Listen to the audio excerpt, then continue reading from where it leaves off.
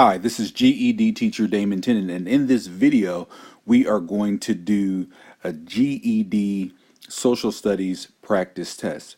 So one of the key things that you have to remember about the GED social studies test is that it is not so much a test about your knowledge of social studies as it is a test about your reading skills using social studies as a material.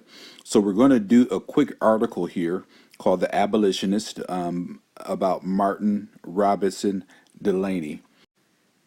So I want to give us a few tips about number one, what to look for, and then number two, some things just to get your mind in the right frame of mind for this part of the GED test.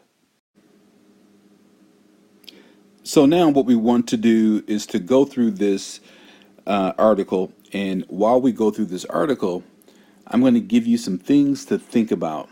The first thing is that whenever you're looking at something like this on the GED social test or reading, and that's what this lesson is really designed, and practice test is designed to get you ready to do, you want to be thinking about, who you're reading about, and you want to be thinking about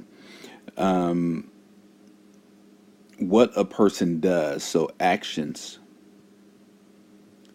because then actions tell you more about who a person was and what did he believe or she believe.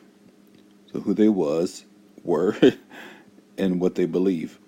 So let's jump in. I'll give you some examples of that as we go down. So this is letting you know that Delaney was one of the most influential and successful anti-slavery activists. So we're just going to underline that. He crusaded against slavery. He was also a doctor and a newspaper editor. Okay, so now we're starting to get a kind of a sense of this guy. He was multi-talented, wasn't limited to just one thing. He was one of the first African Americans admitted to the Harvard Medical School and became a doctor, so he graduated. He had influence, and he was alive during the Civil War. So right away, we kind of have some sense about who he was.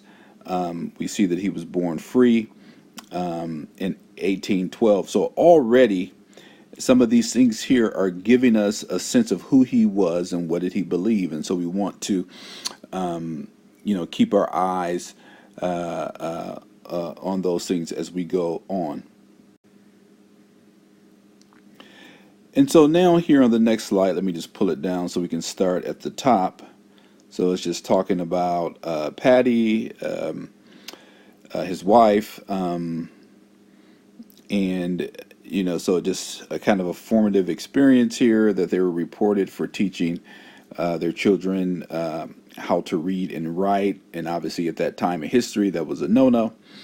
And then Delaney, he began studying, and he apprenticed for doctors who were abolitionists. So that was probably something that kind of gave him, a little bit of a beginning in his thinking. So then we come down here and we see that he became active in the abolitionist cause. So when it says he became active in something, that also kind of hints that he joined something that was already in motion. So he came and he joined this cause, and it was already in motion. So he led the Vigilance Committee that helped relocate fugitive slaves and helped to form the Young Men's Literary and Moral Reform Society that helped to defend the black community against white mob attacks. So you can tell that he was very active. So he wasn't just a word, but he was also in deed. So as you're reading on the GED test, these are the things that you want to be taking note of, especially when you're reading a sketch about a person. You want to be looking at the different things that they said, the different things that they did, because then that tells you who they were and what they believed. And so he has some medical interests here, and he founded a newspaper. He was a contemporary of probably someone more famous who you might be familiar with, Frederick Douglass. So as we kind of read here, and I'm just kind of pushing through this because, you know, at the end of this video, you can go down in the description and you'll be able to download a link to this article and work on it more on your own. So we know that he was a doctor, he was a publisher, he was involved in abolitionism, he was leading committees. So he was a real leader, real Renaissance man of his time. Then he fights for the Union Army. So this is a key thing. So even though he was about abolishing slavery, he was, you know, at least at this point in time, he was thought that there was some hope to change things in society. And so, you know, you see here, Lincoln issued the Emancipation Proclamation. And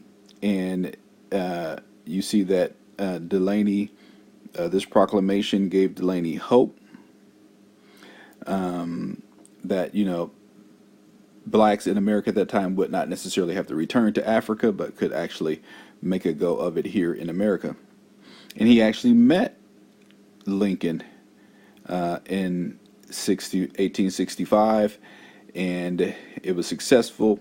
He became a colonel, and he was the highest ranking African American in the military up to that point. So just a real go-getter. I mean, this guy graduated from Harvard. He was a publisher. He was politically active. He was in the military. He was a fighter. So he was a real person, again, like I said, of word and deed. And so now we're going to go on to this next slide here. And then he actually even ran for office, we learn here.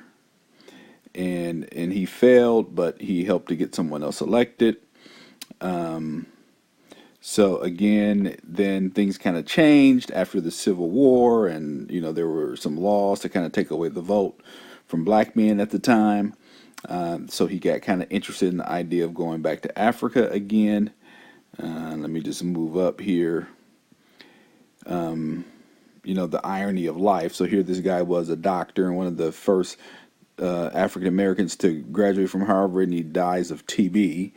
But anyway, but he had all of these things: a publisher, an editor, author, a doctor, orator, a judge, a U.S. Army major, a political candidate, and he actually visited Africa as an explorer and businessman. So this man did everything that you could possibly do in a lifetime. Really challenges me just kind of reading this story here. So, and then Frederick Douglass, so the article ends, Frederick Douglass' most famous quote about Delaney underscores Delaney's pride in his blackness and strong belief in African American self-determination. I thank God for making me a man, but Delaney thanks him for making him a black man. So just to show how proud and how dedicated he was to the cause of his people group. So now that we've read through in a brief way, and again, in the description, you can download a copy of this article and read it at a slower rate for yourself. But let's jump into some of the questions here. So why did the author choose to conclude the article with a quote by Frederick Douglass? A, to contrast Delaney's passion for advocating for African Americans with his feelings about his other work. That doesn't really sound like one, but it's one. To elaborate on the relationship between Douglass and Delaney after the end of their partnership. It was really more of a complimentary thing, so it's not really, you know, talking about how their partnership ended. C, to emphasize Delaney's legacy and personality as well as the respect other abolitionists felt for him.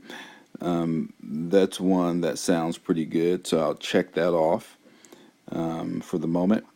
And then D, to counter Delaney's intense personality with the more lighthearted words of his contemporary. Well, that doesn't really make sense. So now I want to go back and look at that actual quote, and we'll compare and see which one it actually might be. So you can see here that it really more speaks to Douglass making a statement about him in more of a complimentary manner, because it leads up and says, Frederick Douglass's most famous quote about Delaney underscores Delaney's pride in his blackness and his strong belief. So that's really what he's getting at. So that's why the answer would be C.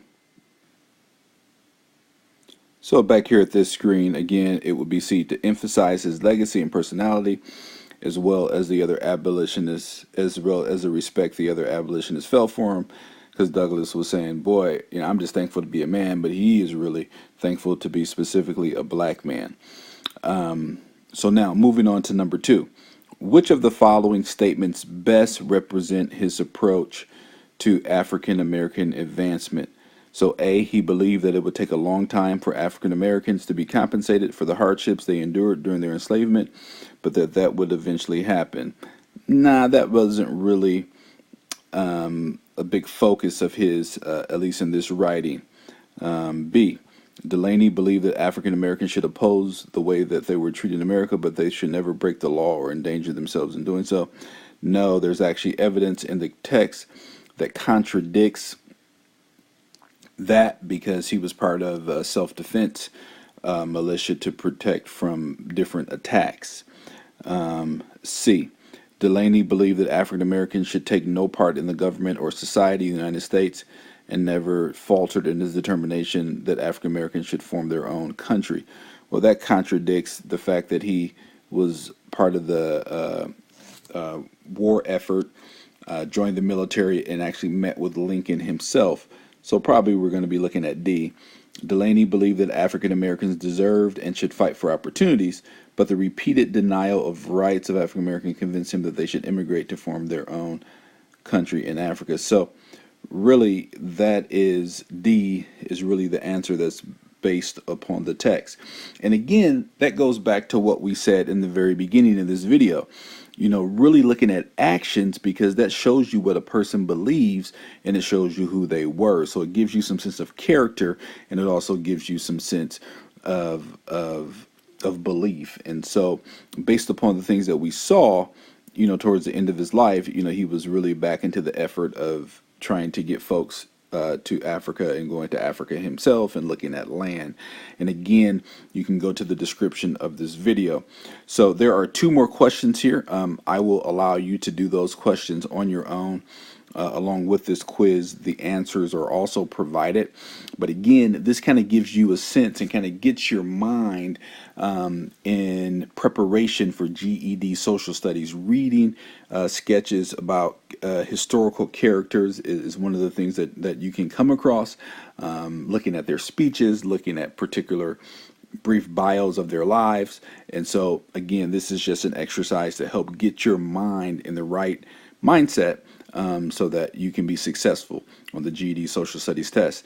And remember, we do have our GED Academy coming up in the month of July. So as the recording of this video, we're at June 7th. So be sure to join us for the GED Academy in July. And that way you will get 30 days of classes, and actually 4 live classes within those 30 days to get you ready to pass the GED test in August. If you like this video, please like it.